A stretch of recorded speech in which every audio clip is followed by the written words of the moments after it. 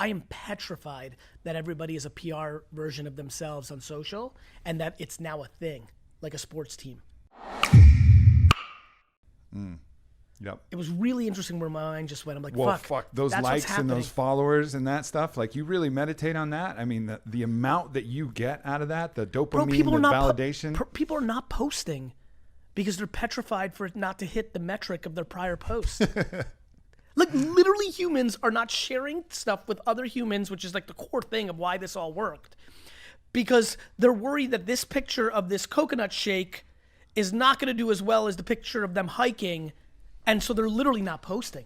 I mean, to live a life predicated on your success and happiness is predicated on likes or followers in a social network is a very vulnerable state, but has always been our vulnerable state. Yeah. Do not confuse this. This is not a social media problem. This is a human problem. It's the same reason that people buy Mercedes that they can't afford, or buy homes that they can't afford, or wear sneakers that they can't afford, or... I mean, high school never really ends for 99% of people.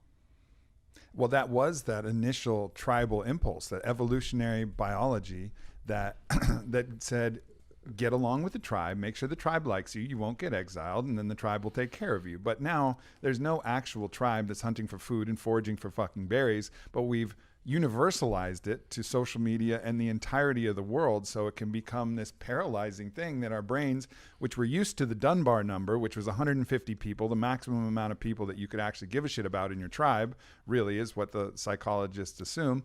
But now it's like everybody, and that's kind of fucking overwhelming.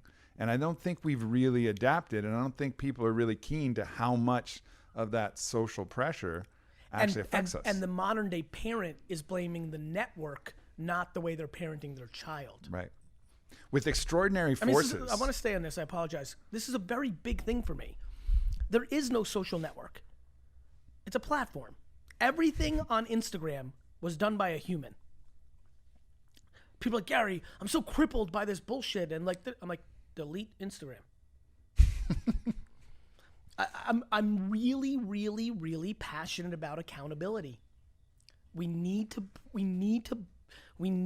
it in the right place. We don't need to look the other way where there's systematic issues. There are. But we have to put accountability on a pedestal. Yep. Back to lack of entitlement.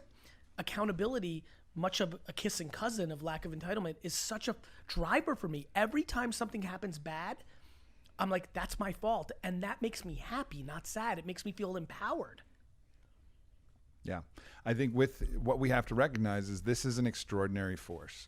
The access to social media is an extraordinary force. Doesn't mean it's good or bad. It's just a force that exists. So when you have a force that exists like that, it's the job of parents, it's the job of me and you, it's the job of everybody who's talking about it, to just remind people, like, this is a strong force, everyone. Use it for good. Use it how you want, but be mindful of it. These are the ways that it can actually be using you. These are the ways that it can almost drag you like a drug addiction, right? Like, it's fine to have a few glasses of wine, but if it's a bottle of wine every night, then the wine is using you. You're not using the wine, you know, and that's the exact same way you can look at social media. I just really, really, really want people to stop blaming Instagram.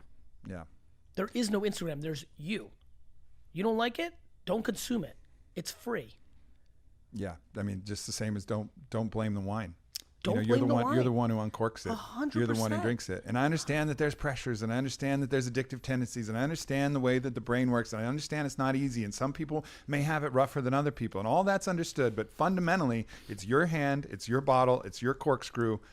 You know, you can make a different choice. And if you need help making that different choice, fucking go get help making that different choice. It's still, though, like, I agree with you with that accountability. Like, we have to remember that this isn't about nerfing the whole world and saying, oh, video games and fucking Instagram, it's all bad and it's ruining the kids. Like, no, these are extraordinary forces. So let's acknowledge those and let's just teach and coach and, like, help people out. Sugar is an extraordinary force.